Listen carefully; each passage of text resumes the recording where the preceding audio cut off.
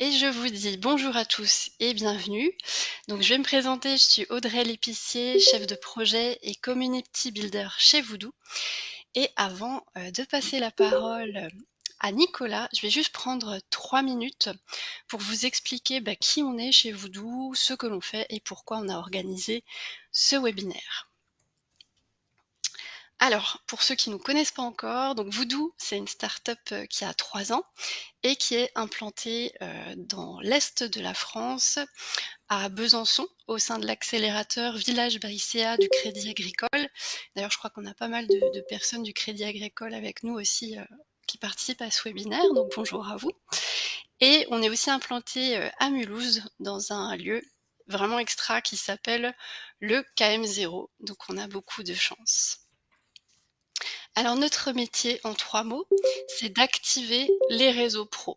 Et ça, on le fait donc avec de la tech et avec de l'humain. Donc la tech, c'est notre plateforme collaborative qui permet d'animer les communautés de professionnels. Toujours côté tech, c'est aussi notre nouvelle application mobile qui s'appelle Lou et dont le développement est en cours de finalisation et qui, elle, est centrée sur la mise en relation et l'entraide au sein des communautés. Et puis l'humain, c'est notre équipe. Il y en a beaucoup qui sont là aujourd'hui. Je suis très heureuse que vous soyez présents. Et on intervient en fait dans l'accompagnement de nos clients sur tout le cycle de vie de leur communauté. Voilà qu'on est en capacité d'accompagner de A à Z. Donc cet accompagnement, il se traduit bien sûr par des services, donc de conseils, de gestion de projet, de support à l'animation, mais aussi et surtout un service en particulier qu'on souhaitait mettre à l'honneur aujourd'hui et qui est le club des animateurs. Donc le club des animateurs, c'est la communauté des leaders de communauté animés par Voodoo. Donc actuellement, elle compte plus de 100 membres et on a justement organisé l'événement d'aujourd'hui pour célébrer ces 1 an de cette communauté de pratique qui ne cesse de grandir. Donc si vous souhaitez la rejoindre, il suffira de nous l'indiquer en fait dans le questionnaire qu'on vous fera passer à la fin de ce webinaire. Et dans cette communauté, vous allez trouver quoi? De l'entraide entre animateurs qui se pratique notamment dans les fils de discussion sur la plateforme Voodoo, dans un espace dédié. On a aussi des retours d'expérience et des bonnes pratiques qu'on partage lors d'un événement récurrent qui s'appelle le Café des animateurs et dont certains d'entre vous ici présents aujourd'hui sont des participants assidus. On a aussi une collection de ressources qui comprend des fiches pratiques, on a une boîte à outils numérique collaborative qui s'alimente au fur et à mesure de nos expérimentations à tous, et puis des contenus prêts à publier qu'il suffit de copier-coller, en fait c'est assez pratique. Tout ça pour vous faire gagner du temps et de l'efficacité autant que possible. Et puis enfin, on va retrouver des conseils d'experts pour développer ces pratiques d'animation. Et alors, justement, en parlant de conseils d'experts, on a voulu aujourd'hui vous faire connaître Nicolas Berger, dont on a découvert le travail via sa newsletter Faites Communauté, qui nous a beaucoup inspiré. On vous encourage vivement à vous abonner à cette newsletter. Donc Camille, je vais te passer la main. Est-ce que tu peux nous préciser les modalités pratiques de cette session? Bonjour à tous, merci Audrey. Déjà tout d'abord, bienvenue à ceux qui nous ont rejoints entre-temps. Moi c'est Camille aussi de l'équipe Voodoo, donc je suis chargée de marketing et de communication. Donc là on va partir pour environ 30-35 minutes de présentation de Nicolas. Comme le webinaire est enregistré, du coup on a décidé qu'on n'allait pas l'interrompre et du coup c'est moi qui vais me charger de récolter vos questions dans le chat, donc vous pourrez bien évidemment les poser au fil de l'eau et on se laissera 10 minutes en fin de session pour les évoquer et faire un petit échange de questions-réponses. Et au fur et à mesure, on reviendra là-dessus. Voilà, donc Nicolas, je te passe la parole, je te laisse te présenter et nous expliquer pourquoi et comment créer un fort sentiment de communauté. Merci beaucoup et bonjour tout le monde. J'espère que vous m'entendez bien. Merci donc à Camille, à Camilla et à Audrey pour l'organisation de ce webinaire. Alors je vais me présenter déjà succinctement un petit peu et ensuite on plongera dans ce qui nous concerne aujourd'hui. Donc, très rapidement, je m'appelle Nicolas Berger. Je suis surtout à la tête d'une communauté de coworking qui s'appelle Les Satellites à Nice, que j'ai fondée il y a maintenant un peu plus de 11 ans, ce qui fait de nous, oui, une des communautés de coworking les plus anciennes du pays. Alors, notez que je parle de communauté de coworking et pas d'espace de coworking. C'est très subtil, mais le webinaire d'aujourd'hui sera tout en subtilité. Ce que je veux dire par là, c'est que l'espace, c'est un outil. Ce qui nous intéresse, nous, c'est plutôt ce qu'on va faire ensemble avec nos membres. Voilà pourquoi j'aime parler de communauté. Après tout, le métier du coworking, c'est de construire une communauté.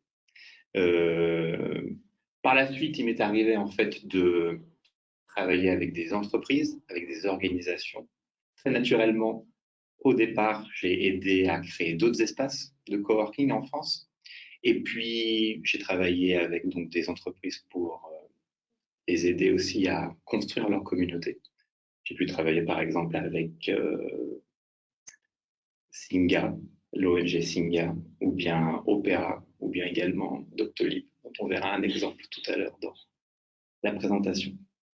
Donc voilà, si vous êtes d'accord et si vous le voulez bien, on va commencer ensemble sur comment cultiver un fort sentiment de communauté. Ce que je vais faire, c'est que je vais partager mon écran et vous présenter mes slides. Et ça devrait être bon.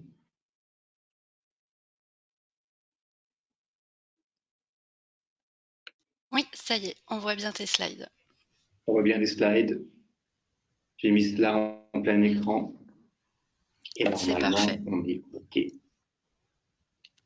N'hésitez pas évidemment à me couper. Je pense surtout à Audrey, Camille ou Camilla s'il y a le moins de problèmes. Et puis, oui, allons-y.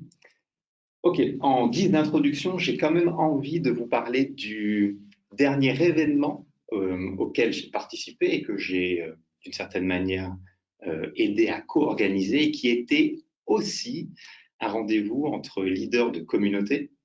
On l'a appelé le Community Summit et j'espère que pour la prochaine édition, on sera un peu plus nombreux avec une grande partie d'entre vous, ce serait super.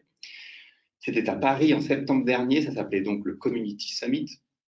J'ai mis un petit lien, ou du moins on a mis un petit lien dans le chat, juste pour que vous puissiez voir à quoi ça a pu ressembler. Ce sur quoi je veux insister, c'est surtout sur ce qui nous a pris le plus de temps à organiser et qui était l'apéro. On a réglé en fait le programme, la billetterie et la logistique en un rien de temps. Et l'apéro, c'était tout un programme, si je peux me permettre. Combien de bouteilles de ci? Est-ce que le café d'en face nous fera crédit? Faut-il à boire et à manger? Bref, c'était interminable. Alors la question est celle-ci. Savez-vous pourquoi on a accordé autant d'importance aux apéros? Eh bien, à cause de ce qu'il s'y passe entre les gens à ce moment-là. On se souvient généralement bien d'un apéritif ou d'un after-work s'il a été bon ou s'il a été mauvais. Et bien sûr, on se rappelle des personnes qu'on y a rencontrées. Je donne un autre exemple. Chaque année, à Nice, donc ici chez moi, j'organise une conférence pour les freelances et les travailleurs indépendants qui s'appelle les Indés. À la fin de la conférence, on organise un apéritif sur la plage. Toutes les personnes qui viennent à cet apéritif sont 85% à s'inscrire à l'édition suivante avant même qu'elles aient pu recevoir le programme. Pour comparer, ceux qui ne viennent pas sont 35% à s'inscrire avant d'avoir reçu le programme. Donc, 85% contre 35%.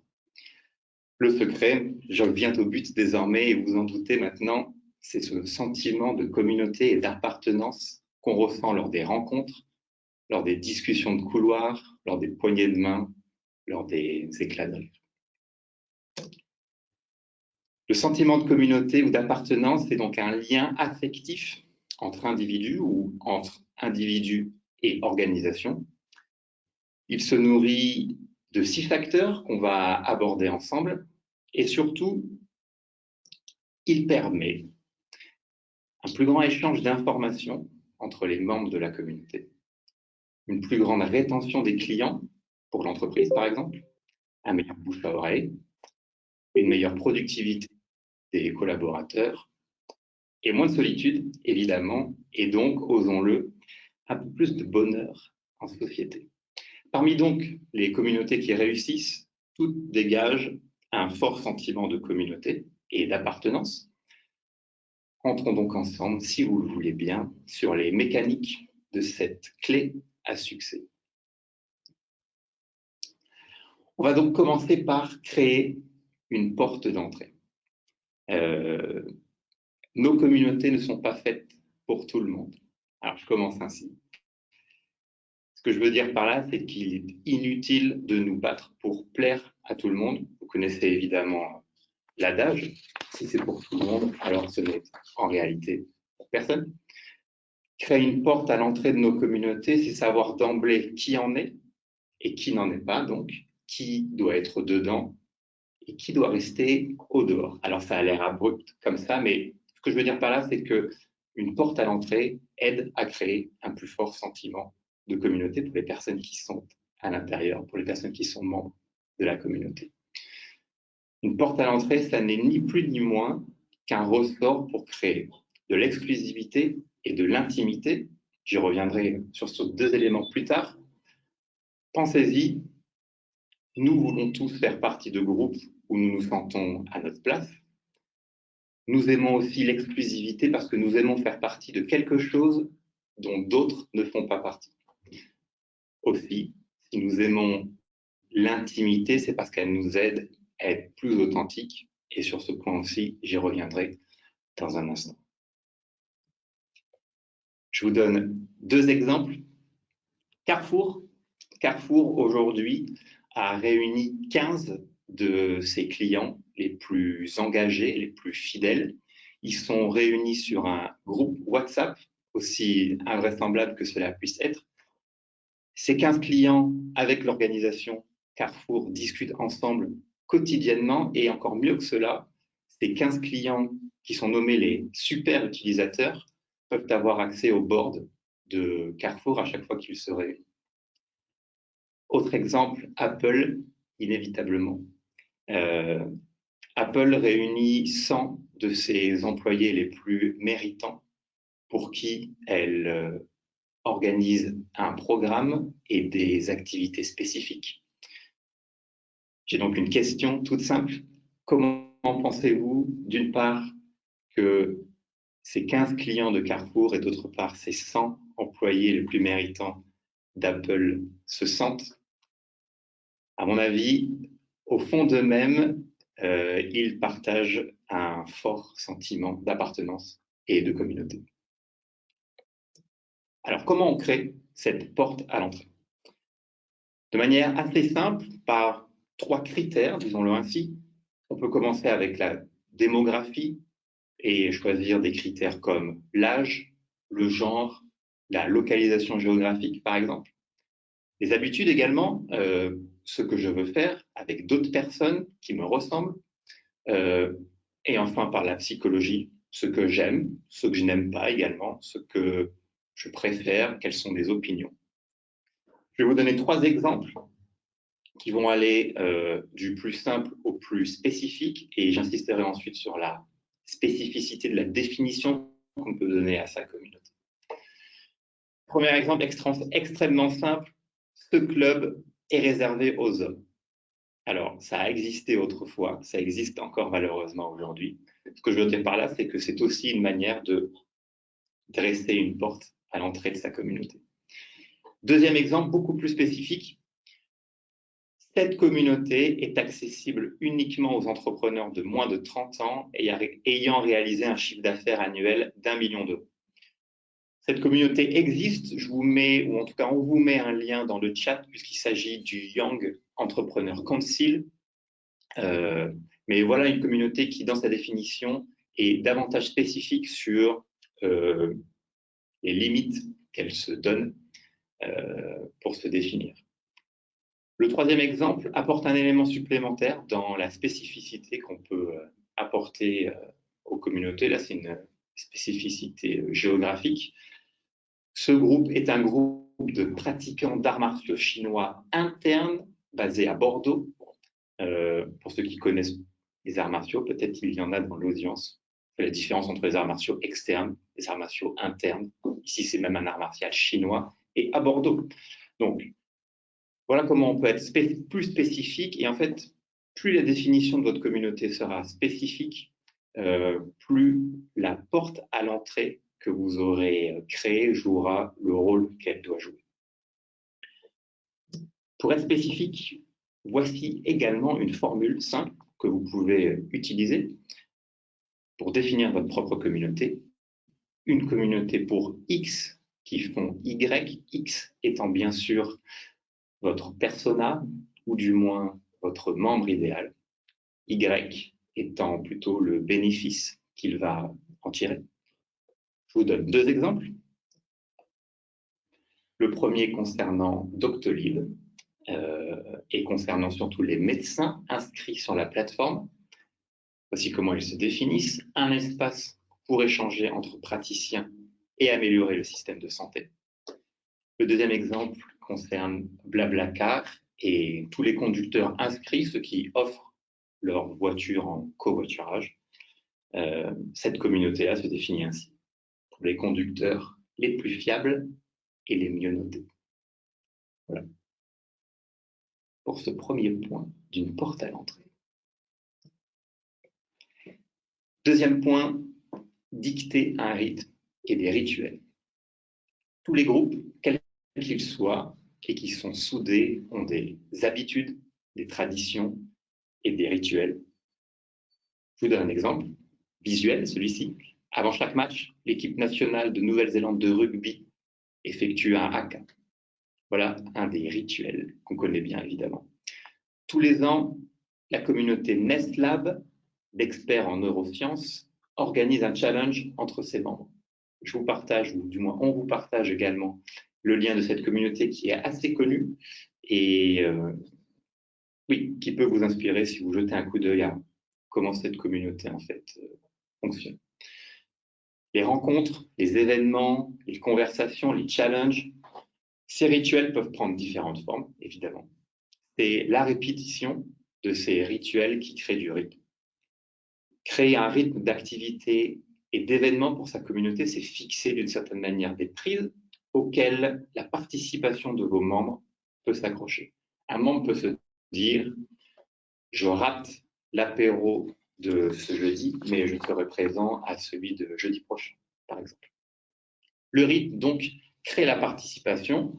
De petites routines simples et fréquentes peuvent juxtaposer, on le verra plus tard, de grands événements rares et complexes. Pour vous donner un meilleur exemple, voici ce que nous faisons au satellite de manière rythmée, de manière ritualisée. Je vais détailler selon chaque période, on va dire. Mais par exemple, chaque jour, nous nous disons bonjour dans l'espace, mais également sur Slack. Nous déjeunons ensemble, nous jouons au baby-foot, par exemple.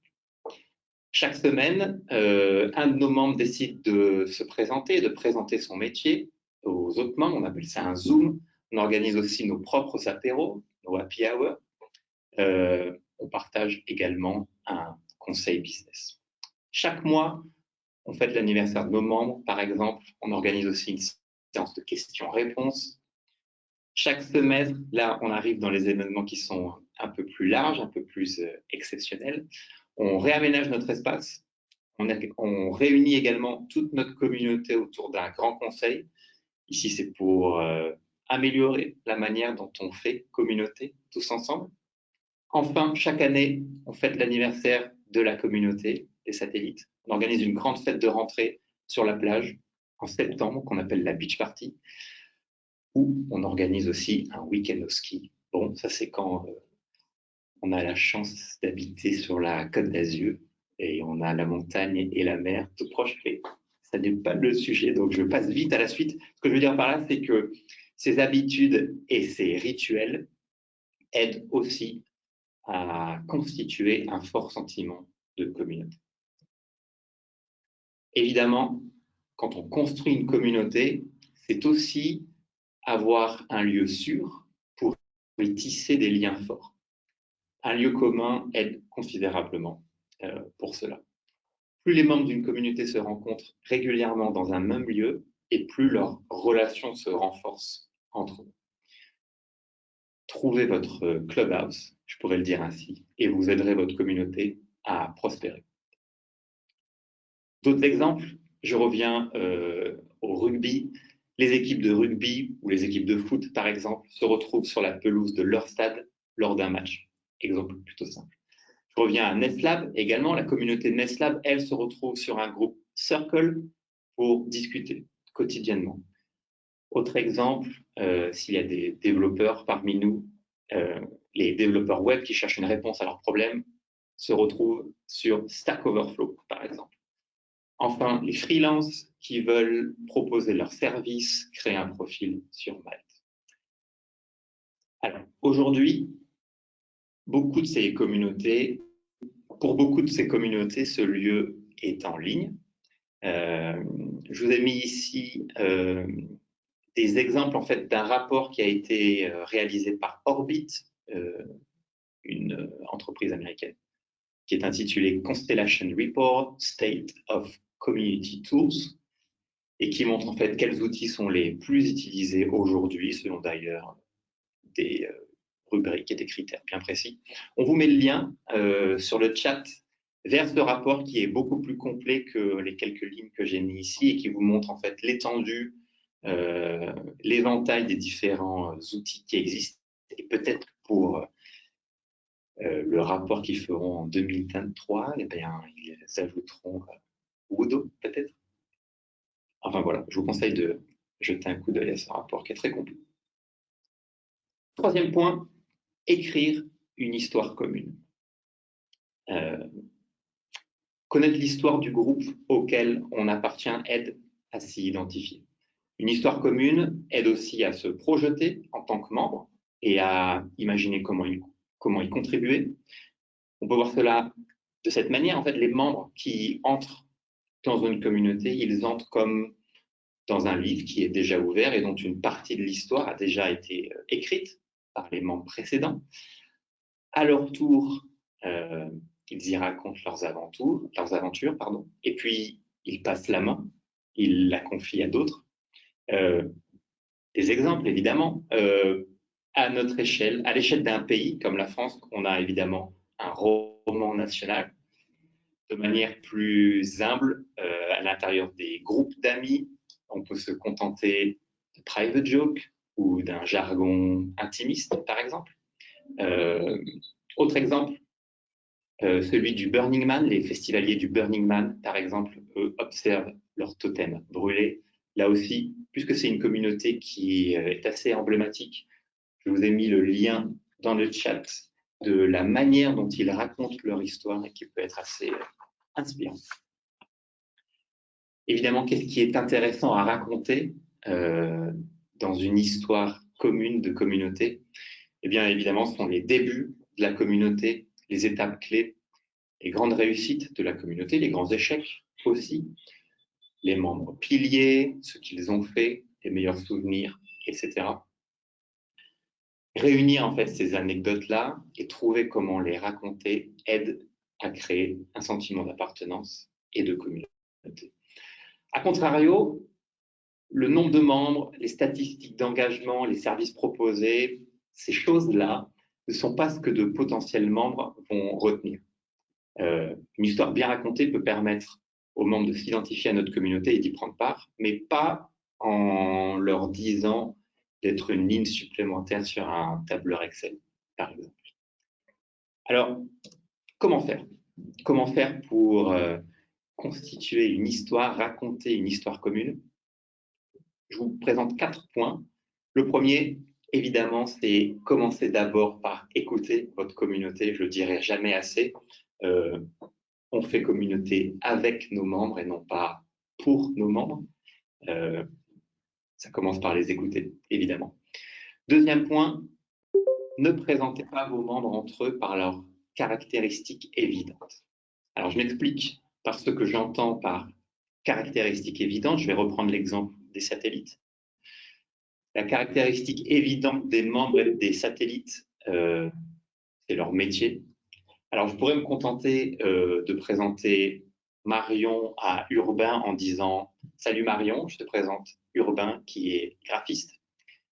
Très souvent, cette simple présentation ne mène nulle part, disons-le ainsi, sauf si par exemple Marion est MM graphiste, mais ce que je me dis, c'est que tôt ou tard, ils auront l'occasion de parler de ce qu'ils font et d'échanger sur leur métier. Donc, ce que je peux faire de mieux en les présentant, c'est essayer de réunir des problématiques professionnelles récentes et communes qu'ils partageraient ou des anecdotes de la vie quotidienne qu'ils auraient en commun.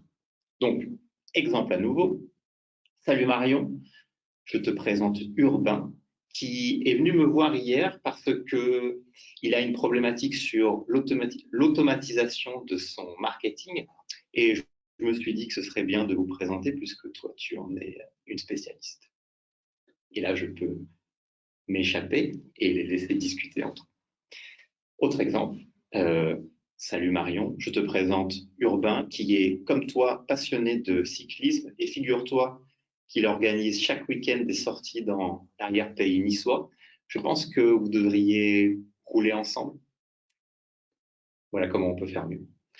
Troisième point, on l'a vu un petit peu plus haut, évidemment, construisez un rythme de petits événements simples et fréquents, juxtaposés à de grands événements rares et complexes. Ce que je veux dire par là, c'est que ces événements-là, leur rythme et leur régularité sont les parfaits terreaux d'histoires à raconter, d'histoires à constituer pour votre communauté. Dernier point, évidemment, racontez l'histoire de la communauté aux nouveaux membres que vous inscrivez. En fait, plus l'histoire sera connue et partagée, et plus le sentiment de communauté sera fort. Quatrième point, construire un lien émotionnel commun.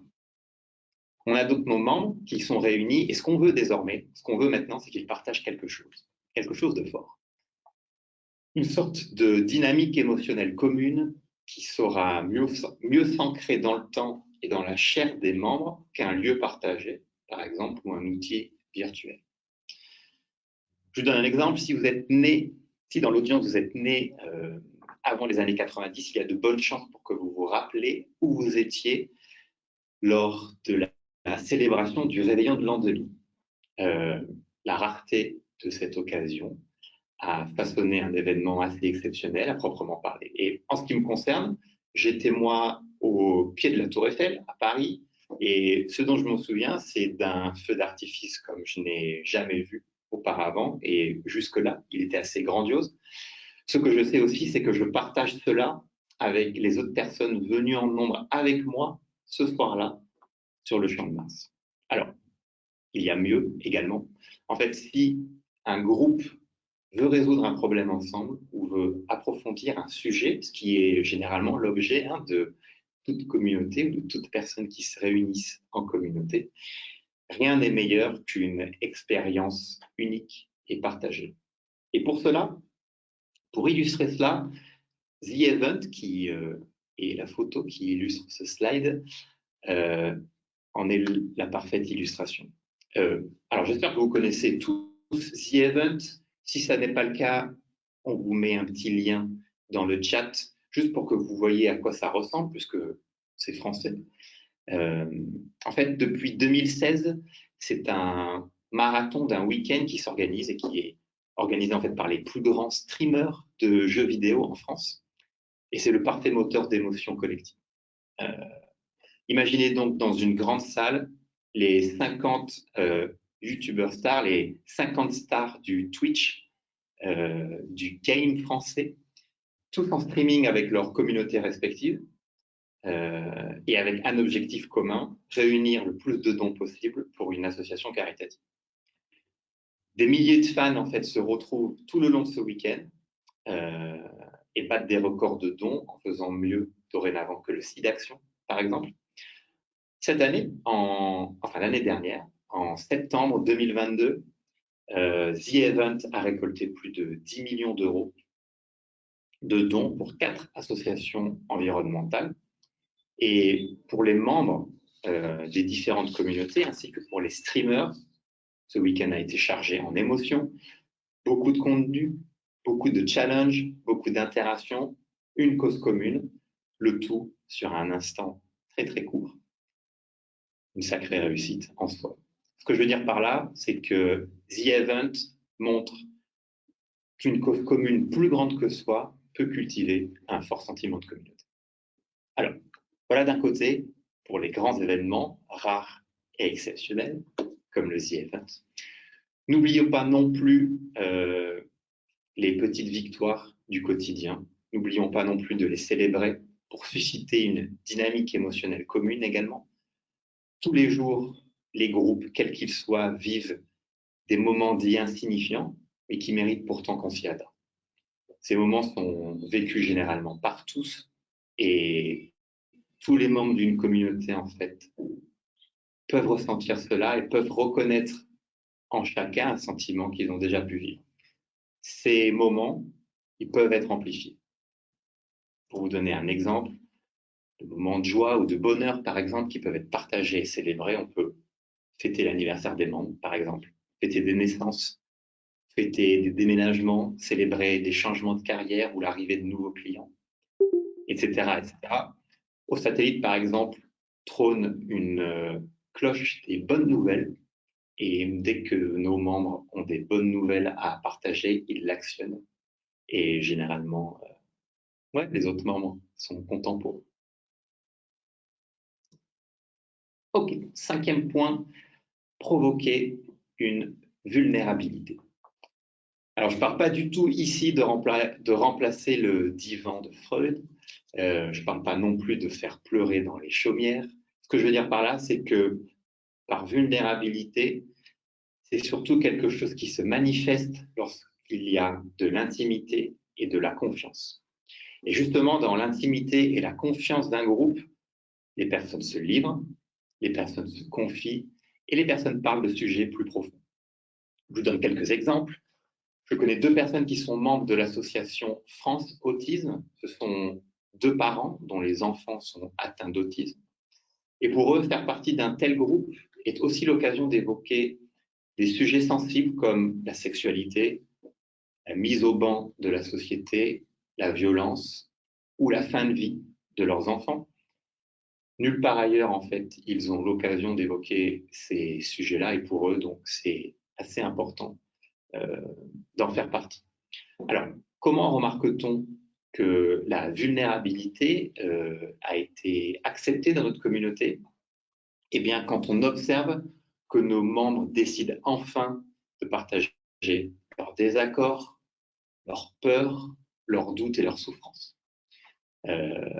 Par là même, en fait, ils arrivent à repousser les limites des conversations qui sont possibles, et c'est un des signaux qui nous prouve que la vulnérabilité, qui n'est pas du tout quelque chose de négatif, c'est pas vraiment comme ça que je le vois, est entrée au sein de nos communautés. Donc, les membres de communautés où la vulnérabilité est tacitement pratiquée se sentent davantage en sécurité, se confient plus facilement et se font donc davantage confiance. Et plus un sujet est approfondi, plus un sujet est débattu entre les membres, et plus les chances qu'une personne s'y sente concernée sont grandes. Plus une personne est concernée par le sujet qui est abordé, et plus il y aura de chances de se dire que cette communauté est faite pour lui. Alors, comment peut-on provoquer de la vulnérabilité chez ses membres, du moins comment peut-on la pratiquer, en encourageant le plus possible l'intimité et la transparence. Ce que je veux dire par là, c'est que en créant de petits comités, nous mettons en place de la confiance. C'est en petit comité que nous avons confiance, c'est en petit comité que les conversations les plus transparentes ont lieu. Alors, 2 exemples également.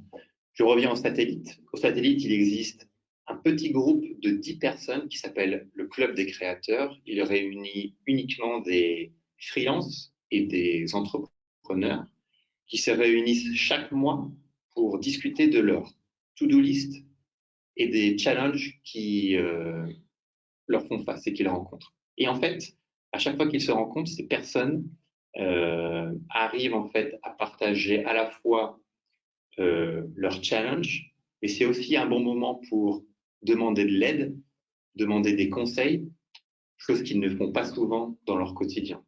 Le fait d'être réunis en un petit comité de 10 personnes permet de davantage se livrer et de faire preuve d'un peu plus de vulnérabilité d'une certaine manière. Le deuxième exemple que je veux évoquer, c'est quelque chose qui m'a interpellé et que j'avoue ne pas très bien connaître, mais je vous ai mis, alors on vous met également un petit lien dans le chat puisqu'il s'agit d'un réseau social français qui devrait sans doute faire parler de lui dans les prochains jours, les prochains mois, et qui s'appelle Black Elephant.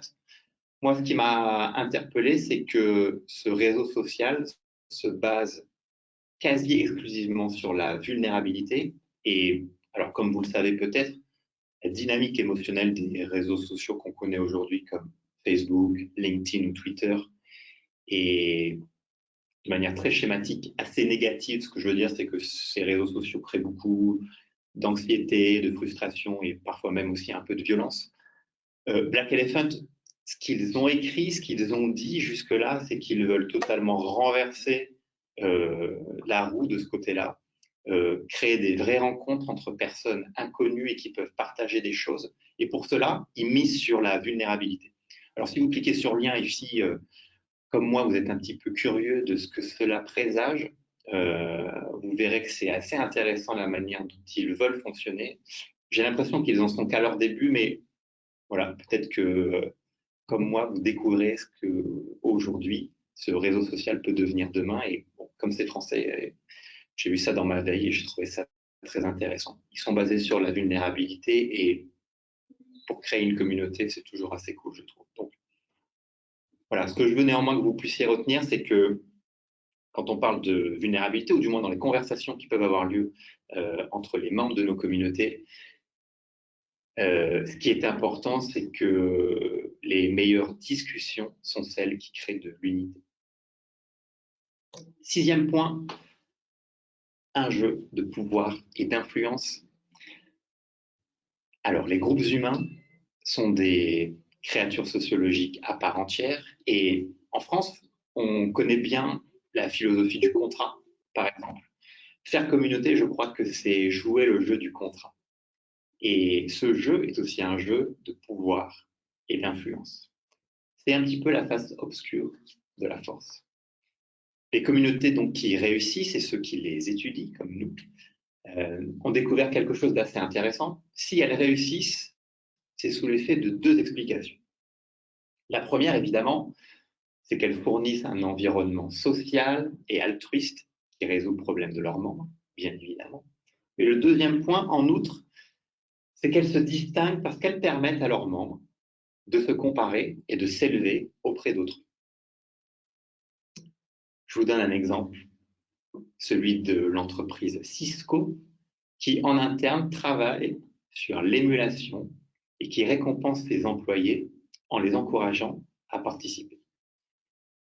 Cisco, en effet, a constitué un programme de super contributeurs, c'est comme ça qu'il les nomme, et qui récompense ses salariés qui participent le plus à la vie de l'entreprise. Alors comment? De trois manières. En observant le nombre de réponses données à chaque question, en remerciant ceux qui contribuent le plus, et troisième point, en instaurant un système de mesure pour identifier la qualité des contributions. Ainsi, Cisco accroît la participation de ses employés.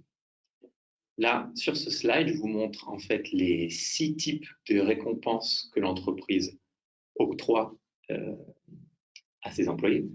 Le premier point, ça va être le top 30 des contributeurs de l'année, les 30 meilleurs participants, on va dire, de l'année. On a le MVP Cisco de l'année, c'est-à-dire le meilleur contributeur de l'année. On a le Hall of Fame historique, ce que j'imagine être les meilleurs contributeurs depuis que Cisco, ou du moins depuis que la communauté interne chez Cisco existe. Des événements exclusifs sont réservés aux nos super contributeurs. On a également un coup de projecteur sur l'un des participants, l'un des employés du mois, et puis aussi un coup de projecteur sur un nouveau contributeur, un nouveau participant au sein de la communauté chaque mois. Ce que je veux dire par là, c'est qu'il existe un rapport étroit entre influence, pouvoir et participation. Plus vos membres sentent qu'ils peuvent, d'une certaine manière, influencer la communauté, et plus ils vont participer. Je vous donne un exemple. Je reviens à nouveau aux satellites, et peut-être que vous faites ça également au sein de vos propres communautés. Nous, lorsqu'on accueille des nouveaux membres, on leur demande de se présenter en ligne. Alors, quand on leur demande de se présenter, évidemment, on peut leur dire de nous expliquer qui ils sont, ce qu'ils font, ce qu'ils aiment dans la vie, pourquoi ils sont là, etc. Mais on essaie aussi, nous, d'insister sur ce qu'ils pensent apporter à la communauté. Et par là même, ce qu'on obtient comme réponse, c'est très souvent leur expérience, leurs expertises et ce qui fait d'eux des individus uniques. Et ce que vous pouvez retenir par là, c'est que tout le monde a envie de montrer et de raconter ce qu'il a d'unique, ce que les autres ont, pardon, ce qu'il a et que les autres n'ont pas encore. Toute personne, du coup, qui participe cherche d'une certaine manière à influencer son entourage. Et en retournant la formule, ce que vous pouvez retenir aussi, que vous avez peut-être déjà constaté, c'est que quand on sent qu'on ne peut plus influencer un groupe, généralement, c'est là où on arrête de participer. Alors, j'ai plus ou moins terminé les 6 points que je voulais aborder avec vous et que je peux résumer ainsi lorsqu'il s'agit en fait de cultiver un sentiment d'appartenance et de communauté au sein de nos groupes, au sein de nos communautés. On peut les aborder par les 6 points qu'on a vus ensemble donc, et qui est créer une porte à l'entrée, dicter un rythme et des rituels au sein de sa communauté, écrire une histoire commune, créer un lien émotionnel commun, provoquer de la vulnérabilité et jouer le jeu du pouvoir et de l'influence. Évidemment, tout cela mis ensemble crée un formidable sentiment de communauté et d'appartenance pour vos membres, une opportunité assez unique pour vos organisations, vos entreprises, les collectivités également sont concernées par cela, et puis une expérience fantastique pour les membres. J'en ai terminé désormais, et ce que je préfère évidemment désormais, c'est qu'on puisse échanger tous ensemble, voir si vous avez des questions, essayer d'approfondir certains points, mais si vous voulez même aller plus loin, je sais qu'on en a parlé en introduction, et on va dire que c'est le court instant auto-promotion. Et voilà, j'écris chaque semaine en fait une newsletter sur Faites Communauté, faites.community. Et si ça vous intéresse, vous pouvez explorer cela avec moi et vous y inscrire. Voilà, j'en ai terminé, Audrey, Camille. Bah parfait, puisque je voulais revenir à l'écran principal, mais voilà, ça a été fait. Merci beaucoup Nicolas pour ce gros apport d'informations sur la thématique qui nous réunit tous aujourd'hui. Il y a eu une première question de Thomas dans le chat quand tu parlais justement de porte d'entrée lors du premier point.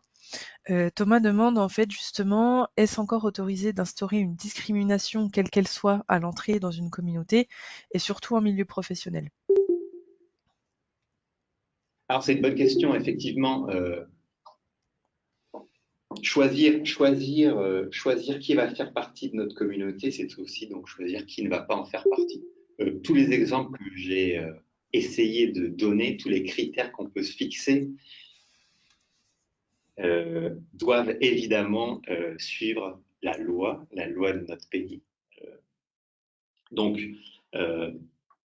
quand on aborde le sujet de la discrimination, il faut qu'on respecte la loi, évidemment. On peut aller aussi plus profondément en disant que discriminer, d'une certaine manière, c'est faire communauté. Et je reviens un petit peu aussi sur ce que je disais au tout début.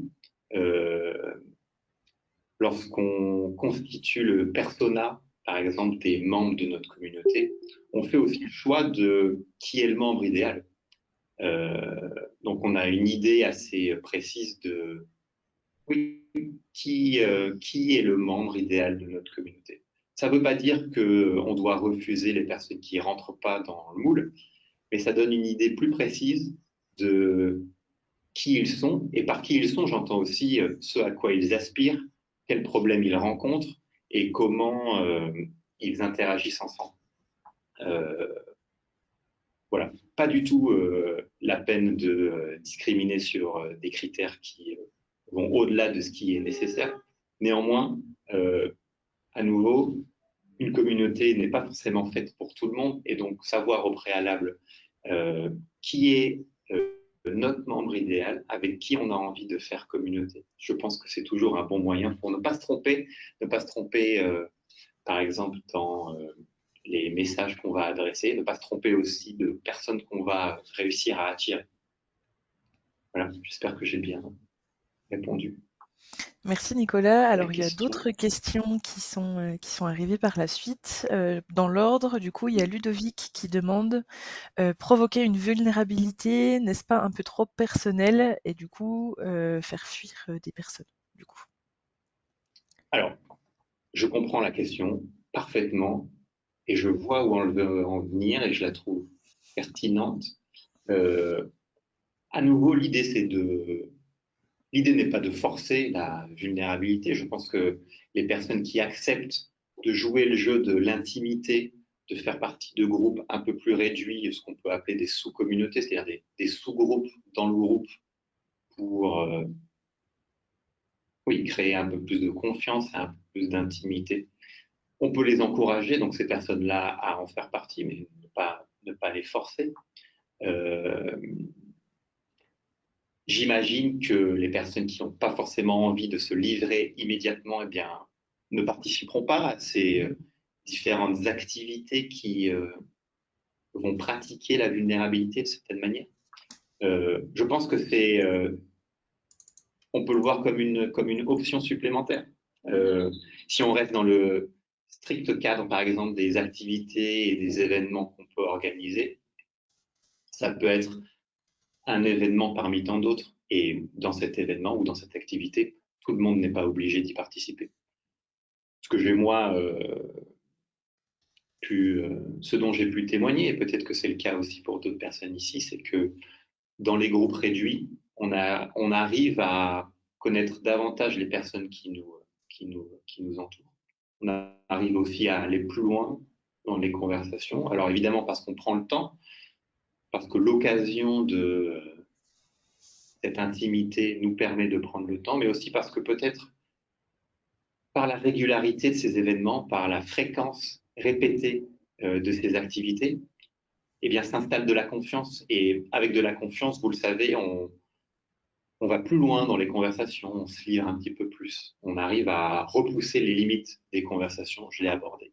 Et c'est ce qui est intéressant, je crois, dans ce qu'on essaie de construire ici, c'est-à-dire des liens assez forts entre les participants, entre les membres et entre les personnes qui décident de faire communauté ensemble. Je vois qu'il y a Thomas aussi qui rebondit dans le chat, qui dit dans un premier temps, de mon expérience, la motivation des membres n'est pas toujours d'influencer la communauté ou d'y avoir un pouvoir d'influence. Et du coup, il demande dans quel contexte ou type de communauté avez-vous constaté cela généralement? Alors Thomas, je suis tout à fait d'accord avec toi. J'ai essayé d'explorer un point qui, à mon sens, était intéressant aussi parce que, en vérité, on n'en parle jamais. Enfin, c'est ce que je trouve. Mais bien sûr, tout le monde n'est pas présent dans une communauté pour exercer un pouvoir néfaste sur les autres, entre guillemets, néfaste évidemment.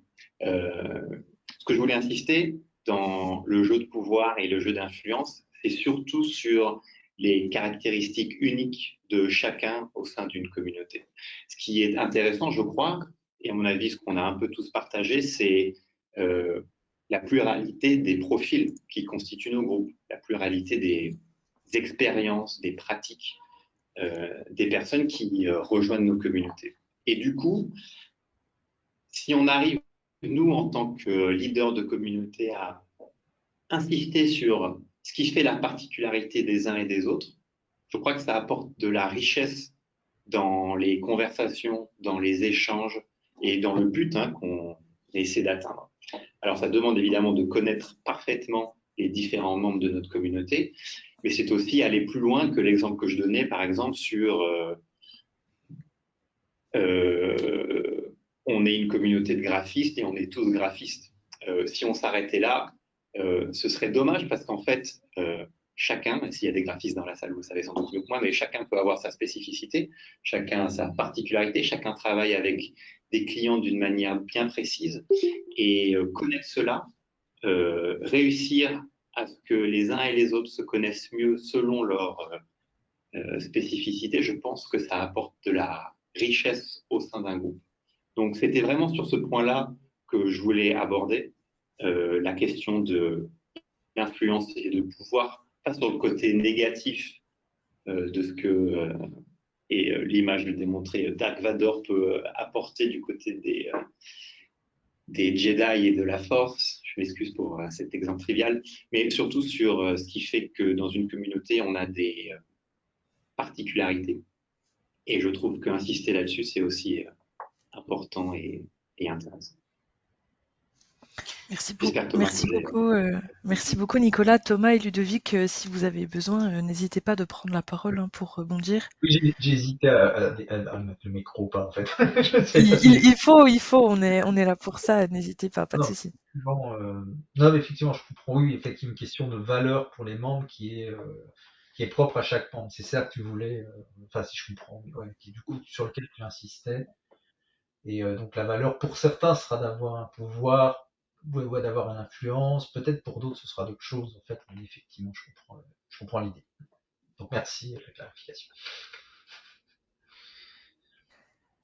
En 30 Si secondes, vous- En 30 secondes, je te rejoins Nicolas parce que ça touche en fait aux motivations des membres pour rejoindre et contribuer à une communauté. Ça part aussi parfois de besoins égoïstes et c'est pas grave et c'est tant mieux parce que si ça vient de soi, c'est plus puissant que si c'est sous la contrainte.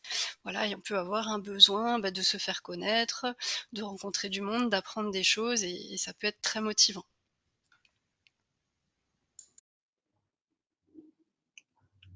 tout à fait. Merci Audrey, merci Nicolas. Je ne sais pas si d'autres personnes ont besoin de réagir, si vous avez des questions, peut-être en lien aussi avec cette thématique des problématiques par rapport aux communautés pardon, que vous pouvez animer au quotidien. Si besoin, je vous ai glissé mon mail dans le chat si vous voulez m'écrire pour quelconque sujet par rapport à nos échanges. A priori, il n'y a personne qui se manifeste. Du coup, ce que je vous propose, c'est de conclure sur des remerciements. Déjà, dans un premier temps, Nicolas, merci de cet apport. Merci des ressources aussi apportées. Donc, c'est le premier webinaire Voodoo d'une longue série, j'espère. Donc, vous serez bien évidemment avertis des prochaines thématiques. On espère que vous serez aussi de la partie et que vous serez là aussi pour échanger avec nous. On va vous partager un petit questionnaire de satisfaction pour recueillir vos avis. Vu que c'est le premier, on a à cœur de s'améliorer. Donc n'hésitez pas à... Audrey, tu peux passer d'ailleurs à la slide suivante. Il y a un petit QR code très simple que vous pouvez scanner avec votre smartphone pour répondre à diverses questions. Et en tout cas, voilà, on vous invite aussi à aller découvrir ce que fait Voodoo via notre site, à nous écrire si vous avez des questions et à rejoindre le club des animateurs si vous voulez échanger avec des gestionnaires de communauté. Voilà, merci à tous, en tout cas, de votre participation. Audrey, je ne sais pas si tu Merci veux beaucoup. le mot de la fin. Eh bien, un grand merci à tous et j'ai hâte qu'on poursuive nos échanges et qu'on se retrouve pour d'autres événements qui vont cimenter notre communauté, comme nous y invite Nicolas.